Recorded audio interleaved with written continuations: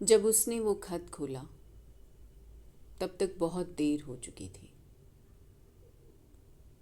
कभी कभी हम जिन लोगों को सबसे ज़्यादा प्यार करते हैं उन्हीं के लिए हमारे पास वक्त नहीं होता। और फिर एक दिन ऐसा आता है जब हम सिर्फ पछताते रह जाते हैं। राहुल एक बहुत बिजी इंसान था।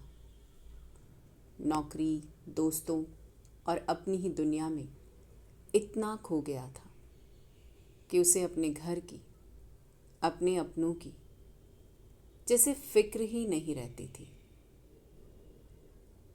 उसकी माँ एक छोटे से गांव में अकेली रहती थी। हर सुबह उठकर सबसे पहले अपने बेटे को याद करती थी। आज शायद राहुल फ़ोन करेगा। वो रोज़ उसे फ़ोन करती थी। बेटा, खाना खा लिया? थक गए हो क्या? अपना ध्यान रखना। लेकिन राहुल हर बार जल्दी में होता था। माँ, अभी मीटिंग में हूँ। माँ, बाद में बात करता हूँ। माँ, अभी टाइम नहीं है। और फिर वो बाद में कभी आया ही नहीं। धीरे धीरे माँ ने फ़ोन करना कम कर दिया। अब वो सिर्फ इंतज़ार करती थी। हर दिन दरवाजे की तरफ देखती कि शायद आज उसका बेटा आ जाए। लेकिन राहुल अपनी दुनिया में इतना उलझ चुका था कि उसे ये एहसास ही नहीं हुआ कि कोई उसका इंतज़ार कर रहा है। एक दिन राहुल ऑफिस में बैठा काम कर रहा था। तभी उसका फ़ोन बजा।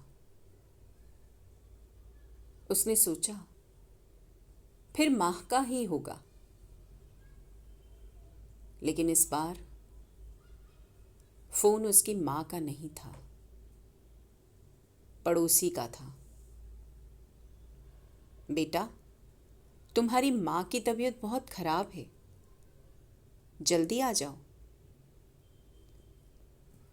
राहुल के हाथ कांपने लगे। दिल ज़ोर ज़ोर से धड़कने लगा। उसे पहली बार एहसास हुआ कि शायद उसने बहुत देर कर दी है। वो भागते हुए घर पहुंचा। दरवाज़ा खुला। घर में सन्नाटा था और उसकी माँ अब इस दुनिया में नहीं थी। राहुल वहीं रुक गया, जैसे सब कुछ खत्म हो गया।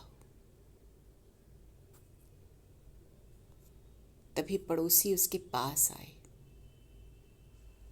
और बोले, ये तुम्हारी माँ ने तुम्हारे लिए छोड़ा है। उन्होंने एक खत उसके हाथ में दिया। राहुल के हाथ कांप रहे थे। उसने धीरे धीरे वो खत खोला। उसमें लिखा था, बेटा, मुझे पता है तुम बहुत बिजी हो। मैंने तुम्हें कभी परेशान नहीं किया। बस एक बार तुमसे मिलने का मन था। कोई बात नहीं, अब मैं भगवान से मिल लूंगी। राहुल जमीन पर बैठ गया। उस खत को सीने से लगाकर फूट फूट कर रोने लगा। लेकिन अब उसकी माँ उसे सुनने के लिए वहां नहीं थी।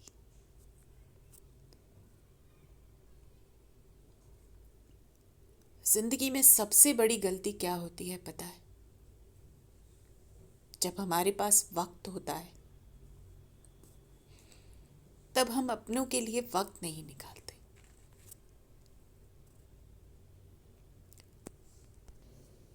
अगर ये कहानी दिल को छू गई हो तो एक काम ज़रूर करना, आज ही अपने माँ पापा को एक बार फ़ोन करना। और अगर आप ऐसी ही दिल को छू लेने वाली कहानियाँ सुनना चाहते हैं तो इस चैनल को ज़रूर सब्सक्राइब करें, क्योंकि यहाँ हर कहानी सिर्फ सुनाई नहीं जाती, महसूस कराई जाती है।